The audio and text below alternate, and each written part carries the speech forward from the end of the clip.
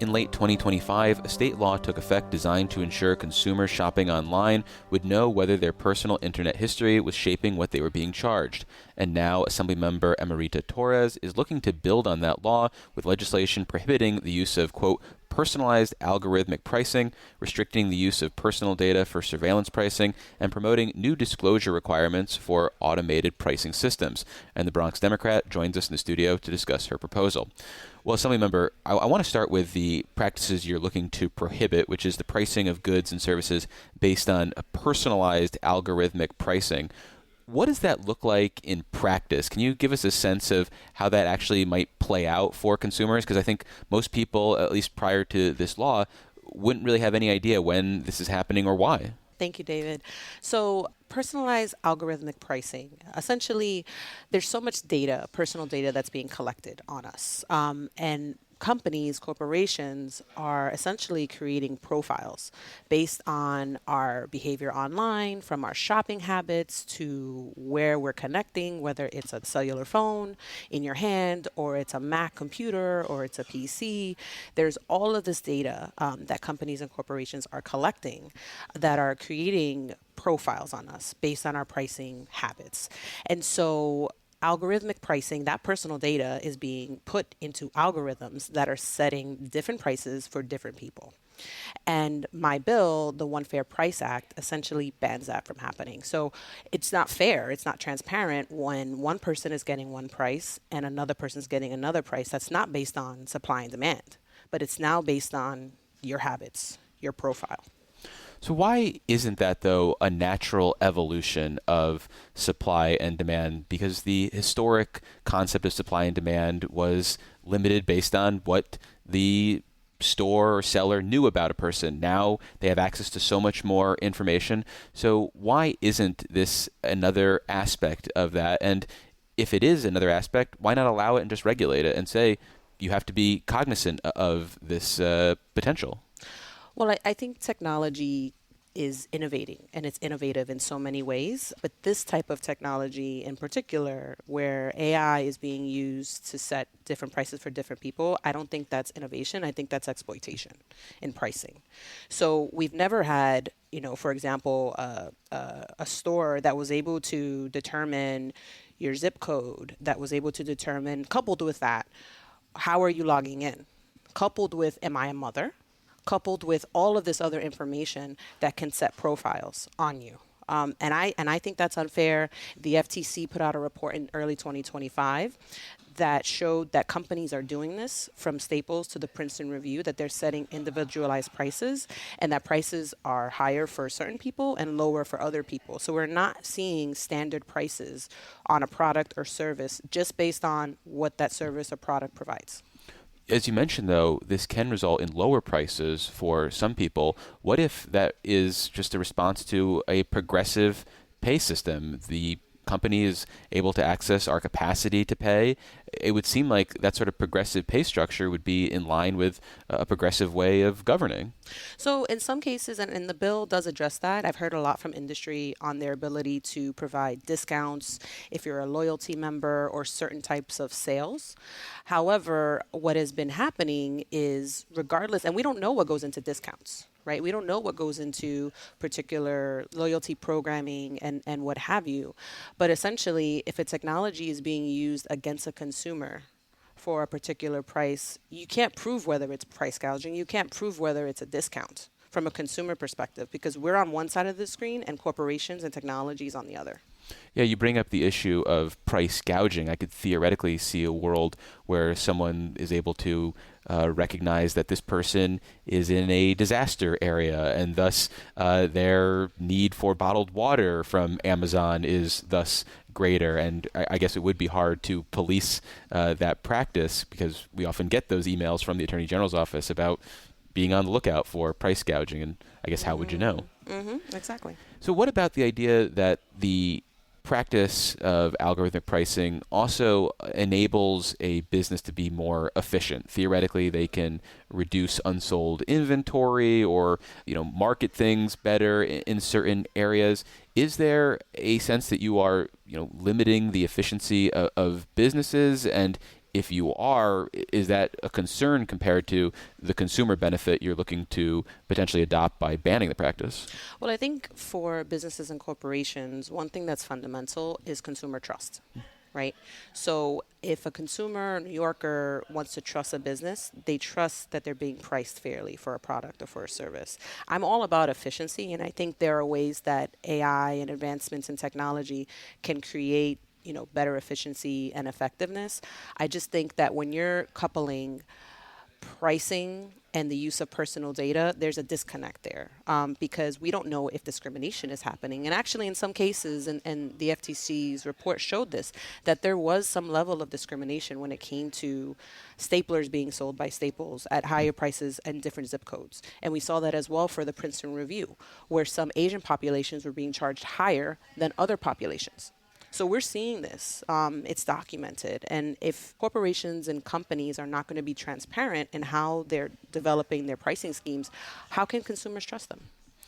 Well, before we move on, let me reintroduce you for listeners just joining us. This is WCNY's The Capitol Press Room, and we're speaking with Assemblymember Emérita Torres, a Bronx Democrat.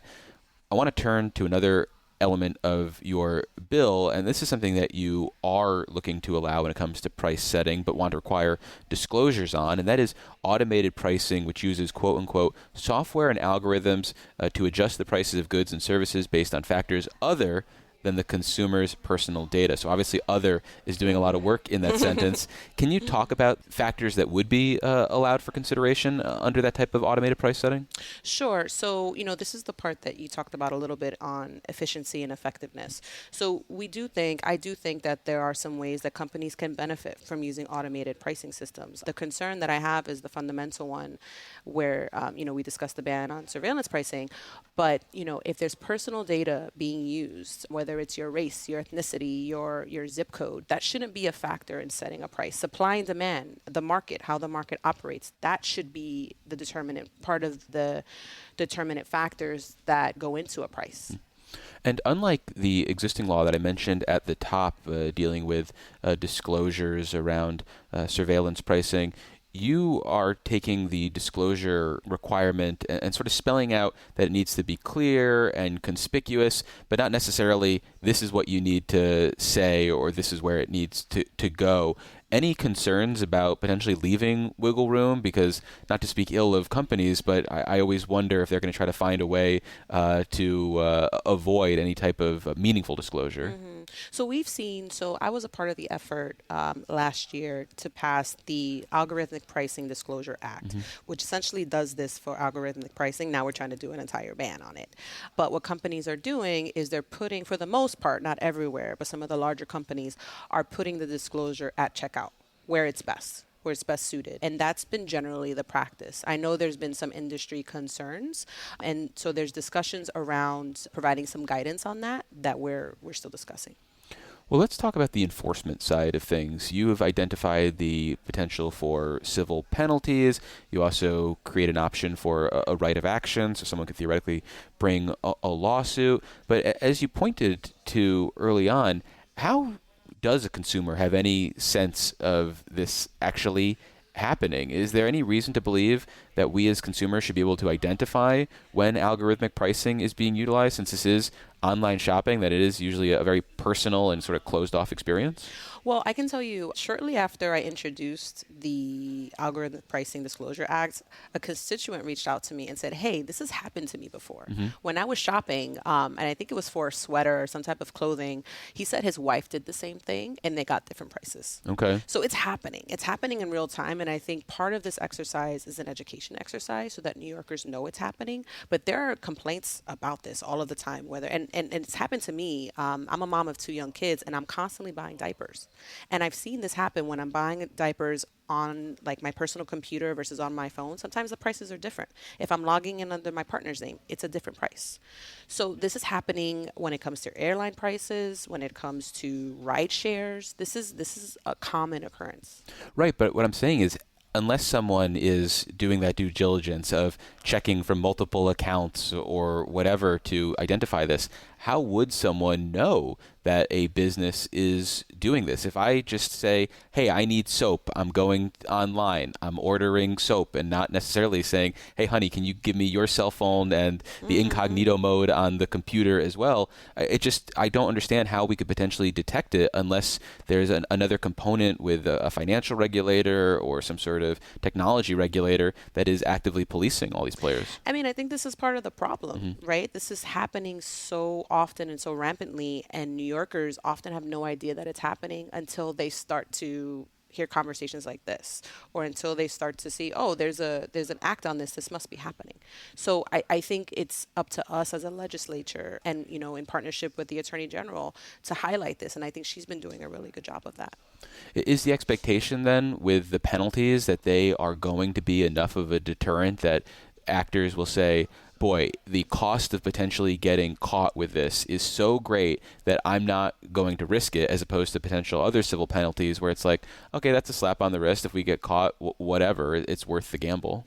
Well, I certainly hope that it's a deterrent. And I can say, in my conversation with both consumers, New Yorkers, and industry, they are paying attention to this. So my sense is that they are concerned about it, and they're concerned about potentially getting caught if they're doing it. And you mentioned how this has popped up in the past. Are there any types of practices that you think New Yorkers should be more wary of this happening right now than others? Obviously, with something like airplane flights, everybody is familiar with how those can change based on when you're looking and who's looking in your search history. But are there other items or goods or services that you think New Yorkers should particularly be aware of prior to, say, the adoption of this type of legislation? Well, I think certainly groceries online. I mean, that's a common complaint that I hear about. And that was documented with Instacart. With Instacart, right. Exactly, the pricing experiments. So I certainly think groceries, common necessities. I mean, I mentioned diapers, airlines, rideshare. It could be just the common thing that you buy often, or it could be part of an identifier for you. Like I said, I'm a mother. So like, am I buying lots of mom-like things for my kids? In terms of the profile of you, what are the typical things that you buy? Those are things that I would look at. So as we speak right now in early March, what sort of appetite is there amongst the Democratic majorities in either the Assembly or the Senate to take on something like this? Because I could perceive a world where this could be framed as anti-business, anti-innovation that might scare some people off this. So where do things stand from a legislative push? Well, I'll say, first off, the fact that the governor passed in her budget the Algorithmic Pricing Disclosure Act shows that this is a concern. So I think there's certainly support in the legislature. I have several co-sponsors on the bill. I've had a lot of conversations with my colleagues about how important this is. So I do think there's an appetite to get this done this year. And what about a learning curve for pitching something like this? Are you finding that your colleagues understand what you're talking about, or do you get a lot of blank stares? So I'll say a couple weeks ago, we hosted a roundtable with the Consumer Protection Committee and the Science and Technology Committee to get after what you're saying, to introduce the topic. And what I was really excited about with both chairs is that we brought all sides of the table to this. So we brought industry, we brought advocates, we brought members to have this discussion, and it was incredibly robust. It was, for lack of a better term, dynamic. And I think it really paved the way for education for members to understand the issue. Well, we've been speaking with Assemblymember Emérita Torres. She's a Bronx Democrat. Assemblymember, thanks so much for making the time. Thank you, David.